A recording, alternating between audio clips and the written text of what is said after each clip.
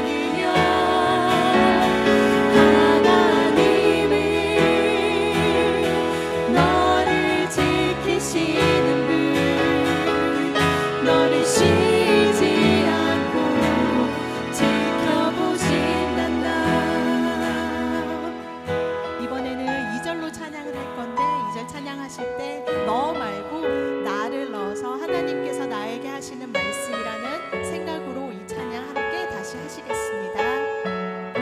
하나님은 나를 원하시는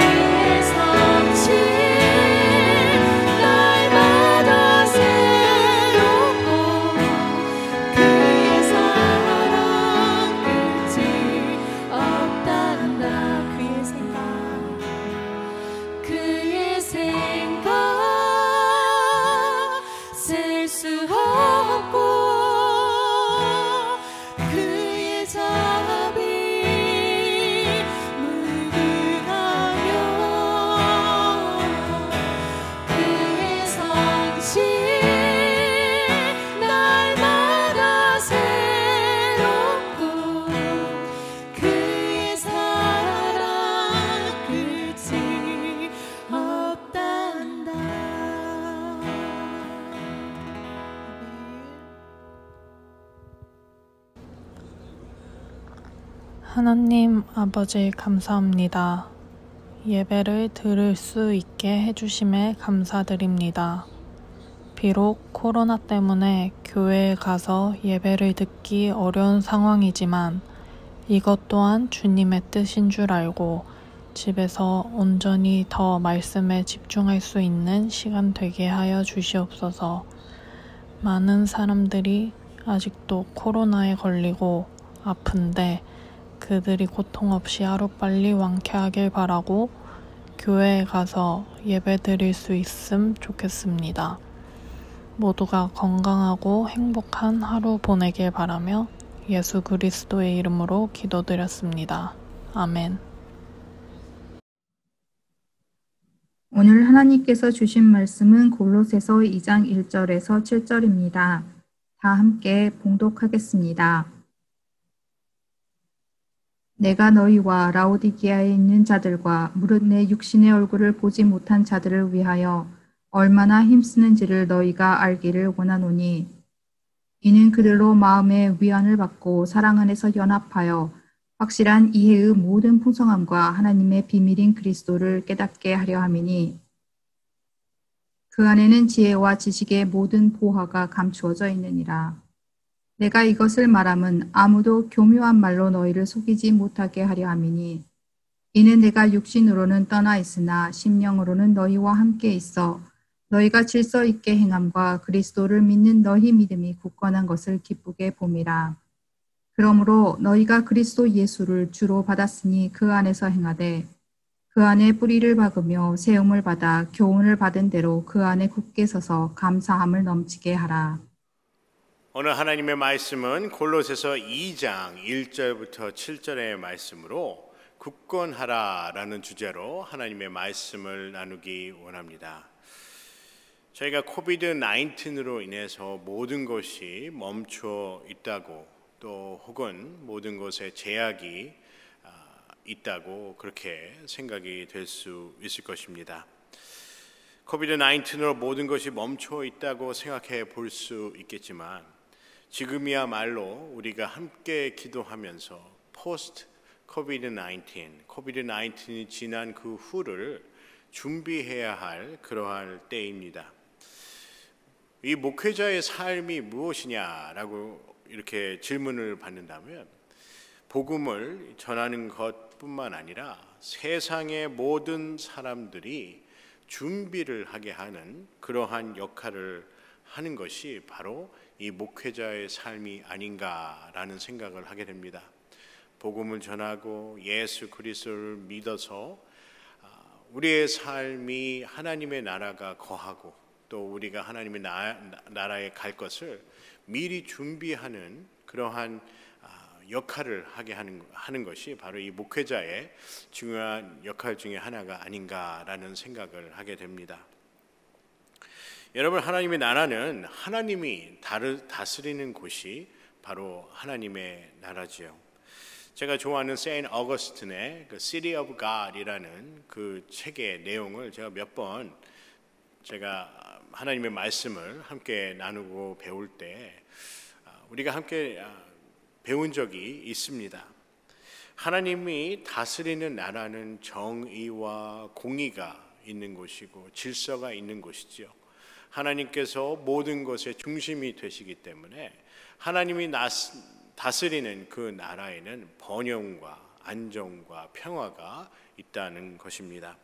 누가복음 17장 20절부터 21절의 말씀에 보면 바리새인들이 하나님의 나라가 언제 임하겠느냐라고 질문을 하게 됩니다.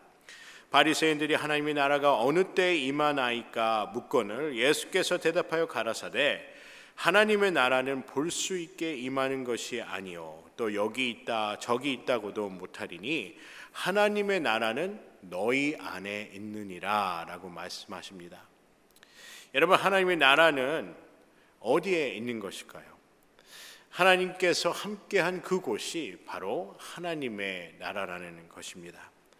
하나님께서 나의 삶의 중심이 되어주시고 나를 인도하여 주시고 나의 삶을 하나님께서 다스려 주실 때 그곳이 바로 하나님의 나라라는 것이죠. 이처럼 하나님의 나라가 우리 안에 임하기 위해서는요, 우리는 복음을 듣고 그리고 회개하여서 믿음을 갖는 그 과정이 필요합니다. 그렇기 때문에 우리는 더욱더 하나님의 말씀에 그리고 우리가 영적인 삶의 신앙의 여정을 가는 우리 모두가 이렇게 하나님의 말씀에 귀를 기울일 줄 아는 그러한 행동과 자세가 필요하다는 것입니다. 물론 우리가 삶을 마감하고 이제 하나님께 갈 때가 있겠죠. 그때가 바로 하나님께서 예수님께서 말씀하신 것처럼 내가 먼저 가서 너희가 거할 곳을 예비하겠다 하신 하나님의 나라가 또 우리가 죽고 나서도 우리가 이 세상에서 삶을 마감하고도 또 하나님께서 우리가 거할 하나님의 나라를 준비하여 주셨다고 성경은 말씀하고 있지요. 그래서 우리는 항상 깨어 있어야 됩니다. 그리고 준비되어 있는 삶을 살아야 하는 것입니다. 저는 이 깨어 있다는 그 말씀을 들을 때 저희가 요즘 차세대 사역부에서 이 성서적 성교육에 대해서 이제 여러 얘기를 나누지요. 우리 자녀를 어떻게 양육할 것이며 이 세상이 어떻게 돌아가고 있는지에 대해서 여러 얘기를 나눠요. 그 중에 저희가 주로 나눈 내용이 무엇이냐면 깨어 있어야 한다는 것이죠. 이 제자들이요, 겟세마네 동산에 이제 예수님께서 그 제자들을 데려가서 이제 기도를 하십니다. 그때 제자들과 예수님의 거리는 좀 떨어져 있는 상황이었죠. 예수님께서 그렇게 열심히 땀방울이 핏방울이 될 정도로 기도하시고 잠시 나와서 제자들을 보았더니 제자들이 뭘 하고 있었죠? 자고 있었습니다. 너무 피곤해서 자고 있었다고 성경 그렇게 얘기해요. 그런 제자들을 향해서 예수 그리스도께서는 이렇게 말씀하십니다. 너희가 한시도 깨어 있을 수 없느냐라고 질문을 하시지요. 여러분, 참으로 우리는 깨어 있어야 합니다. 우리의 믿음이 깨어 있어야 하며 우리의 예배가 깨어 있어야 합니다. 그리고 우리의 날마다의 삶 가운데 하나님의 말씀을 듣고자 하는, 그리고 하나님을 섬기고 내 이웃을 사랑하고자 하는 그 열정이 깨어 있어야 한다는 것입니다. 여러분, 긍정의 힘이라는 그 조엘 오스틴 목사님의 책을 여러분께서도 읽어보신 적이 있을 것 같아요.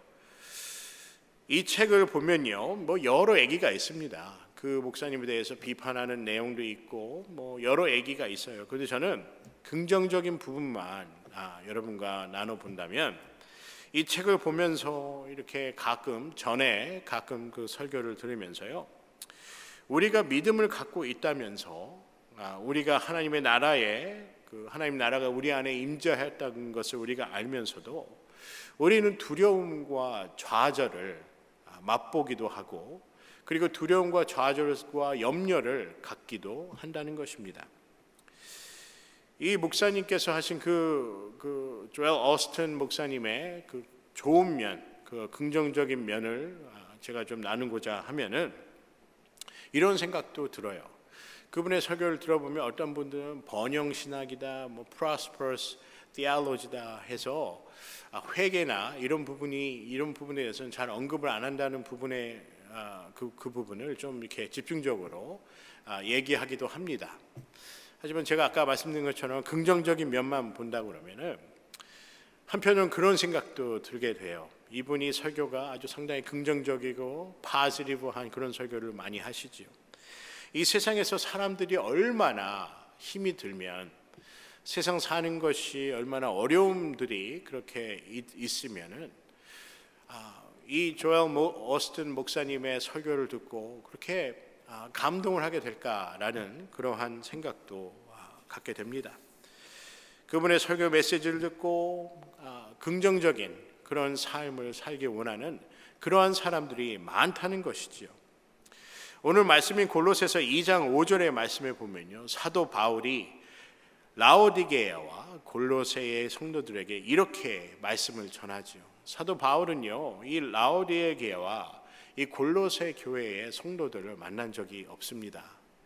하지만 그가 자기가 감옥에 있으면서도 그러한 얘기를 들은 것이죠. 이 라오디게아 교회의 성도들과 이 골로새 교회의 성도들에 대해서 얘기를 들은 내용을 오늘 골로새서 2장 5절에 말씀하고 있습니다.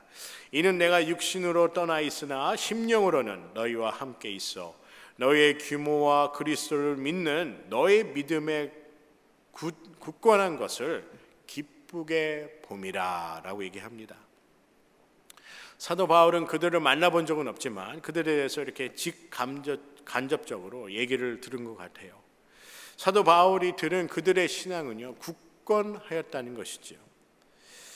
여러분, 저희가 지금 코비드-19으로 함께 예배드릴 교회에 모여서 하나님의 몸된 교회에 모여서 함께 예배드리지 못하는 이런 한정적인 그러한 상황에 있습니다.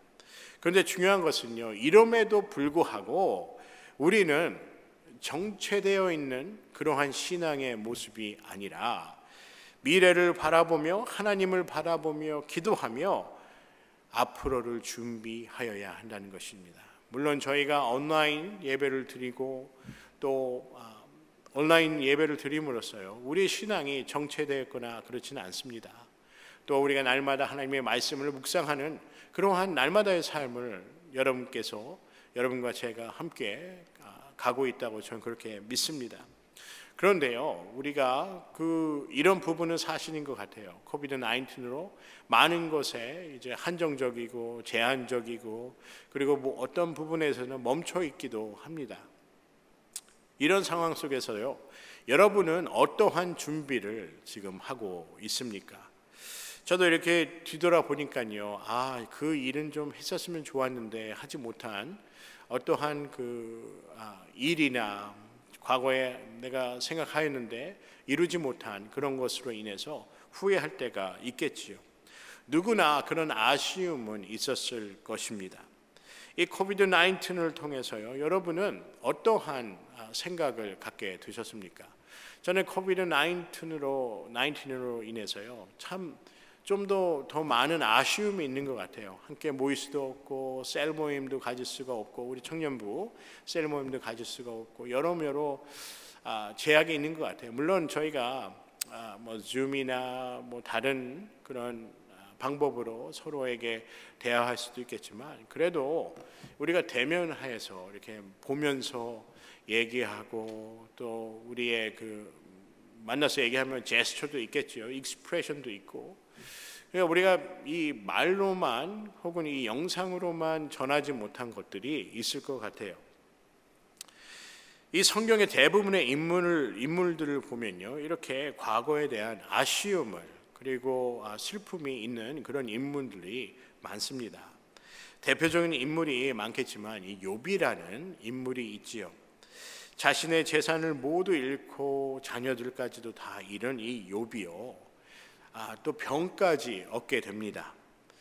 그래서 자신이 평생 겪어보지 못한 그런 고난과 그러한 어려움을 겪게 되는 것이지요. 이 와중에 그가 모든 것을 잃어버리자 그의 아내는 하나님을 저주하고 죽으라라고 욥에게 이렇게 얘기를 합니다. 얼마나 비통하면 그랬겠습니까? 자신이 일구었던 그 모든 것을 다 잃고 거기에 자기의 자녀까지도 다 거의 잃어버린 그 삶이 얼마나 비통했겠어요. 자식을 잃고 재산을 잃어버리고 참으로 비통하였을 것입니다. 저도 충분히 이해가 가요. 그리고 한편으로는 이 성경 말씀을 읽어보면서 이 아내분들이 참 무섭구나라는 그런 생각도 합니다. 그래서 아내에게 잘해야겠다라는 생각도 합니다. 그런데 욥은요, 이 아내가 하나님을 저주하고 죽으라라고 그렇게 비참한 그런 얘기를 하고 비통한 마음으로 이렇게 얘기를 하자 욥기 1장 21절에 욥은 이렇게 대답을 합니다. 이르되 내가 모태에서 알몸으로 나왔은즉 또한 알몸이 그리로 돌아가올지라. 주시니도 여호와시요 거두시니도 여호와시오니 여호와의 이름이 찬송을 받으실지니라 라고 말씀합니다. 이 욥은 어떤 마음을 갖고 있었지요? 하나님께서 모든 것을 허락하셔서 하나님께서 주신 것이기 때문에 하나님이 취하신다 하여도 나는 하나님을 믿고 따르겠다는 것입니다. 제가 대학교 다닐 때 저한테는 룸메이트가 4명이 있었어요. 저 포함해서 이제 3명이 있었죠. 그리고 중간에 룸메이트가 바뀌어서 한 5-6명의 제 룸메이트하고 같이 지냈었는데 아파트에서 지냈었는데요. 그 중에 한 친구가 아주 신실한 믿음을 갖고 있는 그러한 학생이었습니다. 제 친구였는데 그런데 어머니가 암으로 돌아가시고 그리고 나서 이 아버지가 재혼을 하셨어요. 근데 제 친구 얘기를 들어보니까 좀 상처가 좀 있는 것 같아요. 그 부분에 대해서. 그래서 대학을 졸업하고도 저희 룸메이트 같이 하였던 그 친구들은 간혹 모여서 같이 식사도 하고 얘기도 나누고 그랬습니다. 그 하루는요, 이제 크리스마스 전에 한 일주일 전에 제 친구가 초대를 해서 그 가정과 그 어머니 아버지가 사시는 그 집에서 제 친구 룸메이트의 그 부모님들도 서로 잘 알고 있었어요. 그래서 함께 이렇게 모일 수가 있었죠. 그래서 제 미국 친구들은요, 이렇게 참 모이는 걸 좋아하고 또 이렇게 같이 식사하는 걸 좋아하고 이렇게 서로 같이 있는 걸 상당히 좋아했던 것 같아요. 그래서 제가 대학교에 있으면서 룸메이트로 같이 지내면서도 아주 즐겁게 시간을 많이 보냈습니다. 그래서 크리스마스 일주일 전에요, 제 친구 중에 한 명이 저희 그 모든 룸메이트를 다 제 친구의 그 어머니께서 그 모든 제 룸메이트의 친구들과 그리고 저희 그 룸메이트들과 그 부모님들을 다 초대를 한 거예요. 그래서 저도 이제 참석을 하였죠. 저도 제 친구의 그 아버지, 그 부모님의 집이 스키장 근처에 있었습니다. 스키장에서 한 15분이면 가요. 그래서 눈도 많이 오고 겨울에 참 운치가 있죠. 캘리포니아에서 이렇게 눈을 보기가 쉽지가 않은데 캘리포니아에 두 군데 정도 이렇게 그 서든 캘리포니아에는 두 군데 정도 이렇게 스키를 탈 수 있는 그런 장소가 그 리조트가 있습니다. 그래서 초대를 받고 저도 참석을 하고 제가 한 5시쯤에 도착을 한 것 같아요. 그래서 10시쯤에 헤어졌는데 뭐 식사도 하고 함께 그 식기도도 하고 그리고 얘기도 나누고 선물도 서로 나누고. 근데 제 친구의 그 집 뒤에 뜰이 있는데 상당히 컸어요. 그래서 거기다 모닥불 그 불을 이렇게 지펴서 이렇게 음료수도 마시면서 뭐 먹을 것도 계속 먹으면서 크리스마스 그 전이니까요. 많이 이렇게 먹으면서 아주 즐거운 시간을 가졌습니다. 그 집에 카스비라는 그 고양이가 있어요. 상당히 뚱뚱해요. 걷지도 못합니다. 그냥 이렇게 굴리면 이렇게 굴러요. 그래서 뭐 친구들하고 어떻게 하면 카스비의 건강을 우리가 좀 살을 빼줄 수 있을까 뭐 여러 얘기를 합니다. 근데 많이 안 먹는데요. 많이 안 먹는데 상당히 비대한 거죠. 이 고양이가. 그리고 그 집에는 개가 2마리가 있어요. 큰 개가. 그래서 뭐 강아지 얘기도 하고. 그 친구 부모님들은 이 한국이나 미국이나 다 똑같은 것 같아요. 뭐 가족 얘기도 하고 정치 얘기도 하고 뭐 자기가 일하는 얘기도 하고 앞으로 뭐 할 건지 뭐 그런 얘기도 하고 다 그랬어요. 그러니까 참 재밌게 얘기를 나누고 즐겁게 시간을 보냈죠. 그때 나이가 제가 대략 한 26살, 27살 정도 되었던 것 같아요. 이제 인사를 하고 나와서 이제 배웅을 하고 이제 빠이빠이 하지요. 근데 여러분도 아시다시피 여러분도 그런 경험이 많으실 거예요. 파킹 롯 그 턱이라고 그러죠. conversation. 일이 다 끝나고도 집에 가지 않고 파킹장에서도 만나서 또 계속 얘기하는 거예요. 그때도 부모님들이 그리고 저희들도 나와서 파킹장에서 계속 좀 얘기를 하고 있는데 그 중에 한 부모님이 제가 아까 앞에서 언급했던 제 친구 중에 그 부모님께서 돌아가시고 또 아버지께서 재혼하시고 하는 그것을 통해서 상처를 받아서 교회를 나가지 않게 된 그 친구의 부모님이 저에게 이렇게 오시더니 이렇게 악수를 하면서 제 눈을 이렇게 바라보시면서 제가 이제 신학교를 그때 다니고 있었으니까 대학원을 다니고 있었으니까 저한테 이렇게 묻는 거예요. 신학 공부한다면서 좀 기회가 되면 내 아들을 좀 만나서 얘기 좀 해달라고 이렇게 부탁을 하는 겁니다. 그 아버님께서 얘기하시기가 내 아들이 이제 신앙을 잃어버리고 뭐 교회를 안 다니고 그리고 자신에 대해서 이런 오해가 있는 거에 대해서 너무나도 안타깝게 생각한다는 거예요. 자기도 노력은 하는데 잘 안 된다는 것이죠.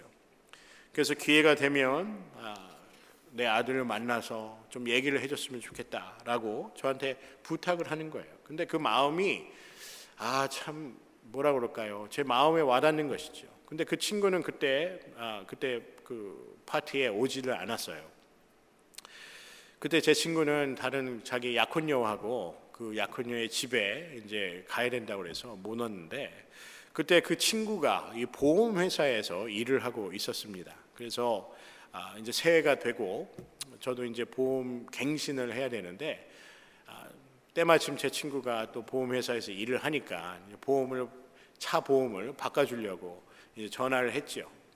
저도 차 보험을 바꿔야 되고 그래서 전화를 해서 언제 만나자 뭐 사무실에 가고 언제 가겠다 이런 약속을 다 하고 끝나고 같이 점심 식사 먹자고 또 얘기하고 그랬습니다. 근데 가서 이제 보험을 제가 이제 새로 들었는데 제 친구가 일하는 보험회사가 좀 좋은 보험회사여가지고 차 보험료가 한 달에 80불이 더 올라간 거예요. 제 보험료가. 그래도 친구니까 친구니까. 근데 그 당시에 제가 뭐 넉넉한 그런 사정은 아니었기 때문에 뭐 대학원생이 뭐 경제적으로 넉넉했겠어요. 그때 당시 뭐 대학교 갓 졸업하고 대학원 다니고 있는 그런 상황이기 때문에 넉넉하지는 않았죠. 그렇지만 친구니까 제가 흔쾌히 그 보험을 들었습니다. 그리고 이제 밥을 식사를 다 마치고 점심을 이제 다 마치고 그 친구의 아버지가 저에게 한 얘기를 그 친구한테 전했어요. 그러면서 대학교 때 그렇게 열심히 그렇게 학교 생활하고 신앙 생활을 했는데 아버지께서 많이 걱정을 하신다. 그렇게 얘기를 했죠. 근데 그 친구가요, 제가 이제 대학교에 있으면서 한 2년 정도로 CCC라고 캠퍼스 크루세이드 포 크라이스트라는 그 기독교 단체가 있었어요. 교회 내에. 거기 회장을 2년을 맡은 그 정도로 신실한 학생이었습니다. 그리고 저희들도 우리 룸메이트들도 목요일하고 이제 토요일 날 이렇게 모여가지고 이 데니스도 가서 그냥 얘기도 하고 맛있는 것도 먹고 또 근처에 좀 멕시칸 레스토랑도 있었어요. 그 멕시칸 레스토랑인데 좀 약간 좀 허름하고 좀 외진 곳이고 좀 위험해요. 그 동네가. 그런데 가서 이렇게 줄을 쭉 서 있고 보면은 동양 사람은 저 하나, 그리고 제 친구 백인 애들하고 뭐 거기도 백인들이 있죠. 백인들하고 주로 이제 Hispanic and African American 커뮤니티예요. 그래서 그 근처에 나이트클럽도 있고 그래가지고 제가 갔다는 얘기는 아니라 그 나이트클럽이 있어가지고 저희가 보통 친구들하고 놀고 얘기하고 뭐 공부도 하고 그러다가 출출해서 한 새벽 1시쯤에 그 멕시칸 레스토랑에 가면 다이닝이 안 돼요. 밖에서만 투고를 할 수 있는데 줄을 쫙 서 있죠. 그러면 이제 나이트클럽에서 이제 좀 출출할 때 이제 많이 춤추고 하신 분들이, 다시 한번 말씀드려 제가 갔다는 건 아니고요.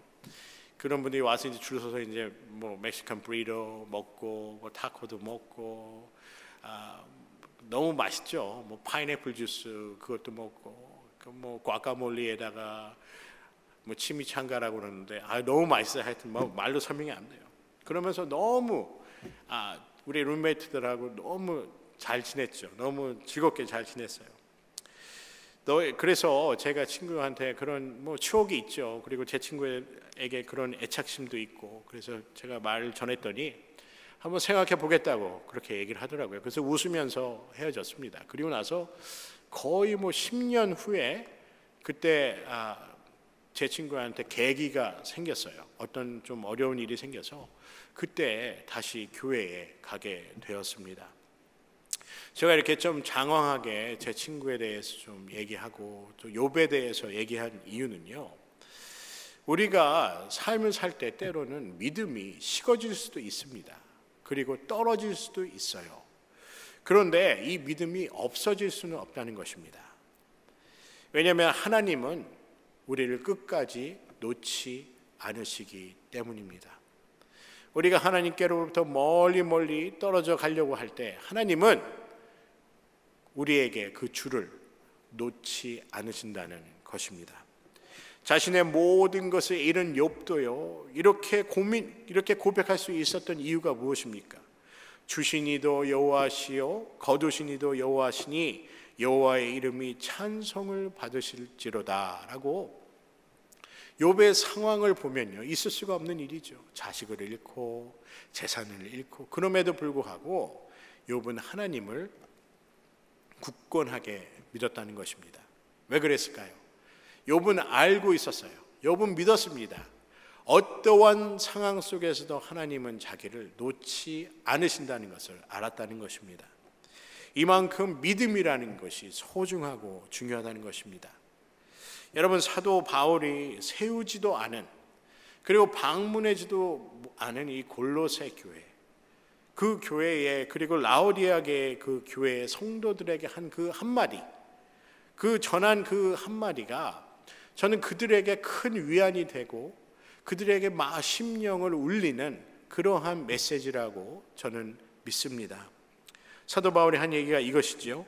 그러므로 너희가 그리스도 예수를 주로 받았으니 그 안에서 행하되 그 안에 뿌리를 박으며 세움을 입어 교훈을 받은 대로 믿음에 굳게 서서 감사함을 넘치게 하라라고 교인들에게, 성도들에게 권면을 하는 것입니다.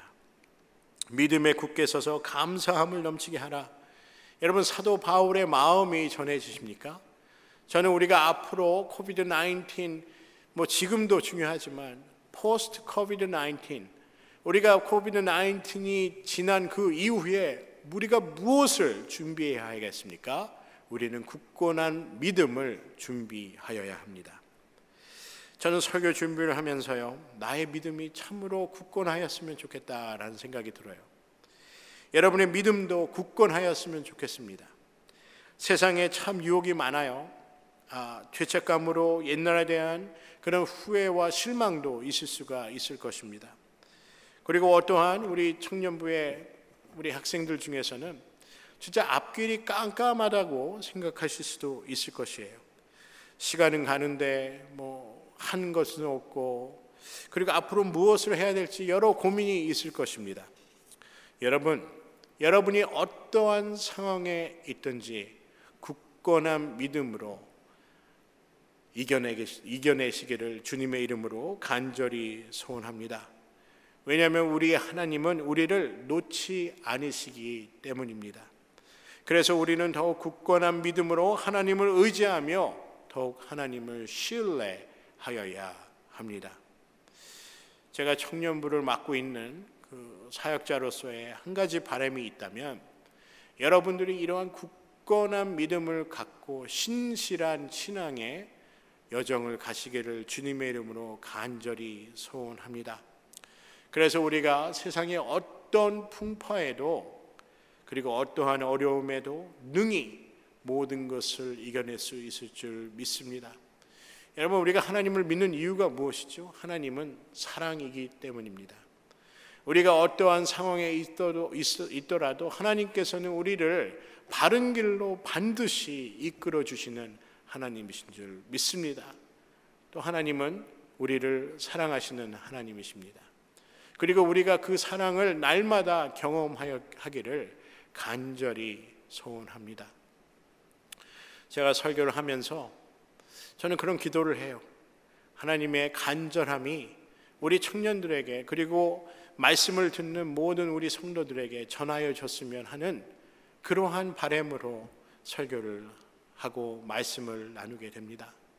여러분의 날마다 삶 속에, 여러분이 설교를 통해서, 예배를 통해서, 말씀을 통해서 그 여러분의 삶 가운데 하나님의 사랑을 충만하게 느끼고 깨달을 수 있도록 하나님의 은혜와 하나님의 동행하심이 함께 하시기를 간절히 소원합니다. 기도하시겠습니다. 사랑의 하나님, 감사합니다. 우리가 코비드-19으로 아버지, 모든 것이 제한적인 그러한 삶을 살고, 어떻게 보면 모든 것이 멈춰있는 삶같이 느껴지지만 우리의 신앙만큼은 멈추지 않고 한정적이지 않은 그러한 신앙의 여정을 갈 수 있도록 주님 인도하여 주시옵소서. 이 바울 사도가 성도들에게 보낸 그 편지 속에 그의 마음을 참으로 잘 담으려 노력한 그 모습을 보게 됩니다. 저는 이것이 비단 사도 바울의 마음이 아니라 하나님의 마음이라 저는 그렇게 믿습니다. 굳건하라, 그리고 쉬지 말고 감사하는 그러한 삶을 살아라, 굳건한 믿음을 가져라 하는 그 말씀이 하나님께서 우리에게 전하고자 하는 그런 하나님의 마음인 줄 믿습니다. 하나님, 우리가 굳건한 믿음으로 세상에서 어려움이 있고 우리의 삶에 진짜 앞길이 어떻게 될지 모르는, 그리고 앞길이 막막한 그러한 청년의 시대를 살아가고 있지만, 우리가 하나님께서 우리를 붙잡아 주심을 잊지 말게 하시고, 하나님께서 우리를 놓지 않음을 잊지 말게 하셔서 우리의 신앙이 떨어지는 신앙이 아니라 우리의 신앙이 더욱더 충만한, 그리고 믿음이 충만한 그러한 삶이 될 수 있도록 주님 인도하여 주시옵소서. 우리의 날마다의 삶 속에 하나님의 사랑을 진실로 경험케 하시고 충만케 경험케 하셔서 우리의 날마다의 삶의 감격과 감사와 믿음의 굳건함이 있는 귀한 삶이 될 수 있도록 주님 축복하여 주시옵소서. 하나님께 귀한 하나님께 드리는 예물을 통해서 주님께서 사용하시고자 하신 곳에 이 예물이 쓰이게 하시고, 또한 이 예물을 통해서 많은 이들에게 복음을 전하고 그들의 어려움에 도움을 줄 수 있는 아버지 그러한 예물이 될 수 있도록 주님 축복하여 주시옵소서. 하나님, 우리의 삶 속에 하나님께서 함께해 주심을 감사드립니다. 우리를 놓지 않으시고 우리와 함께 하시는 하나님께 감사드리오며 예수 그리스도 이름 받들어 간절히 기도드리옵나이다. 아멘. 다 함께 설교 기억하시면서 찬양하시겠습니다.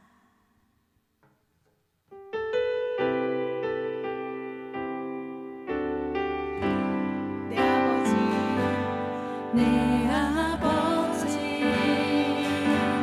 그 품 안에서 내 영혼은 안전합니다. 주 손